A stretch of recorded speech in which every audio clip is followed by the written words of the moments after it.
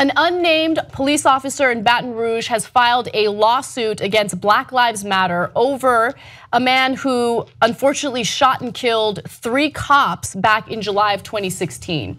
Now, the lawsuit has to do with the notion that Black Lives Matter incited so much violence that it led this man, Gavin Long, to ambush cops in Baton Rouge, which led to the death of 3 officers and also wounded 2 deputies and another officer. So lawyers for one of the wounded law enforcement officers filed the complaint Friday in US District Court for the Middle District of Louisiana against various arms of the Black Lives Matter movement and leaders including DeRay, Mckesson, and Johnetta, Elzie. So the complaint alleges that Black Lives Matter and its leaders are responsible for the shooting because they, quote, incited the violence against police in retaliation for the death of Black men shot by police and, quote, did nothing to dissuade the ongoing violence and injury to police.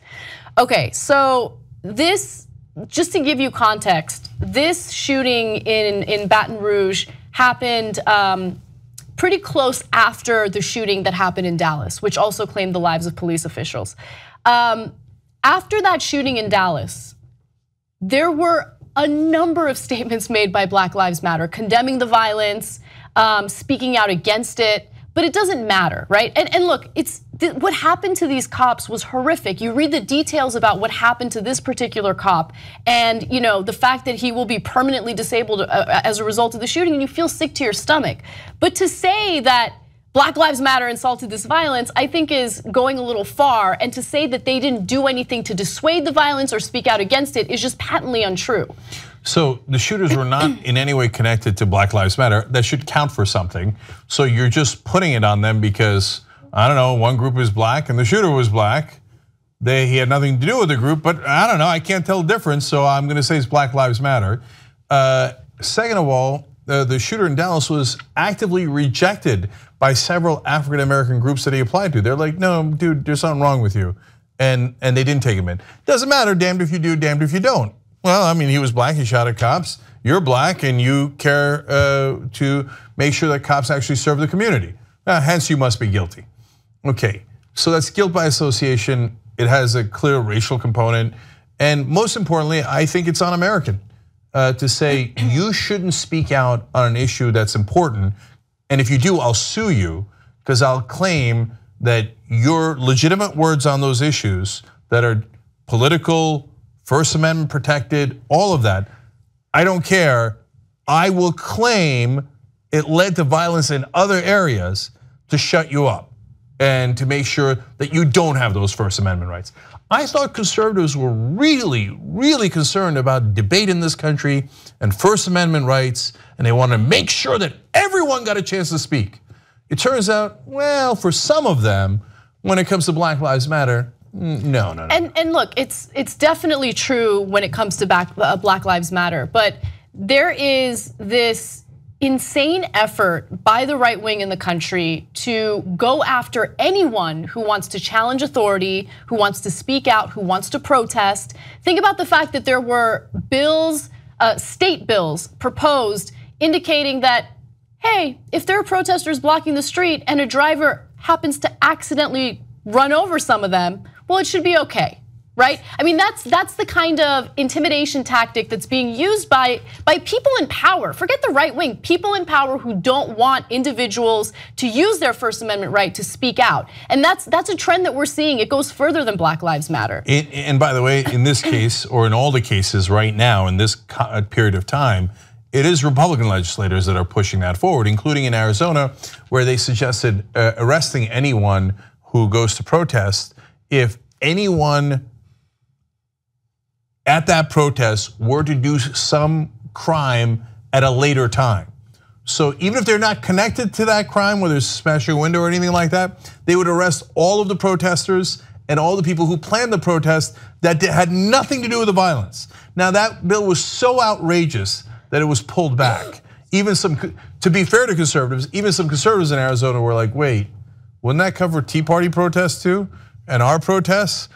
So that's probably not a good idea. Yeah, of course it's not a good idea, whether you agree with the protest or don't agree with the protest. So that's why this lawsuit has a great number of issues. And by the way, if you did this in reverse, are you kidding me?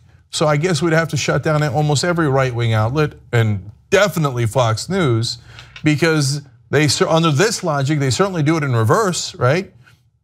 I mean, Bill O'Reilly with Tiller the baby killer, Tiller the baby killer. Tiller got shot and killed, you know? For being a quote unquote baby killer. Exactly. So, you know, look, I think rhetoric matters. I think it's important, and I think everyone needs to dial it back right now because things have gotten super divisive. But to say that people rising up and speaking out against their unarmed children getting shot and killed, their unarmed family members getting shot and killed, to say that they're the ones that leads to all this violence is kind of crazy. So since this is all about perspective, I'll file a lawsuit too, how about that? Because what happens is it starts with a violent approach to things. So if someone is shot and killed, murdered by a particular police officer, and the police union or that particular police department or police departments nationwide or Blue Lives Matter organization, whoever the hell that is, decides to say, hey, let's circle the wagons around this murderous cop and make sure he gets off, or we cover up what happened. I mean the body camera slipped off. Oh, that footage was lost, and let's circle around and get him off, which they do the majority of the time. Then I'm upset because now you've now condoned this violence, which will then incite other violence from people who may or may not have listened to Black Lives Matter. And now you're the start of it now. I'm suing you for getting that cop shot because you started with the violence, pissed other people off, got away with it, and now that violence has gone on to you now. Those cops that are crippled and shot should be mad at their fellow cops for not going after the bad ones, the few bad apples. If there's a few bad apples, get rid of them. If you're gonna protect them, you are all bad apples now. And now everyone has a target on their back because of the violence that you started. How about you sue those cops for allowing this shit to start? What I don't get is, okay, so what are you supposed to do if your 12-year-old son gets shot and killed within 2 seconds of a cop arriving at a park because they think he's playing with a real gun when in reality it was a toy gun? Like, what are you supposed to do? They didn't ask any questions, they shot him within 2 seconds. What are you supposed to do when you see the video of Philando Castile politely telling the cop, I have a gun in the car, a licensed gun in the car, officer, being polite and still getting shot within seconds? Like, are you not supposed to say anything? That's You're not right. supposed to That's take to the streets. You're not supposed to challenge any power That's whatsoever. Exactly right. That is the message here, and I think that that's problematic to say the least, especially if you gallivant around town pretending like you care about the First Amendment and free speech.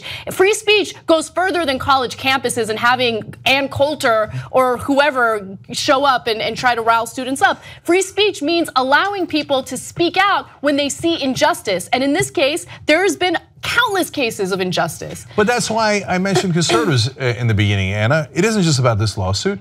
Conservatives have said over and over again that people shouldn't protest things like the Tamir Rice shooting. Okay, Black Lives Matter, they call them a terrorist group because they complain that their 12-year-old son is murdered within 2 seconds and nobody asked a question. It's a toy gun, it's not a toy gun. They just pulled up and killed a kid, right? So no, what conservatives tell you is, screw the First Amendment, I don't care about your right to protest. The minute you protest, I'm gonna call you a thug, I'm gonna call you a terrorist, I'm gonna sue you, okay? Because what do you want them to do?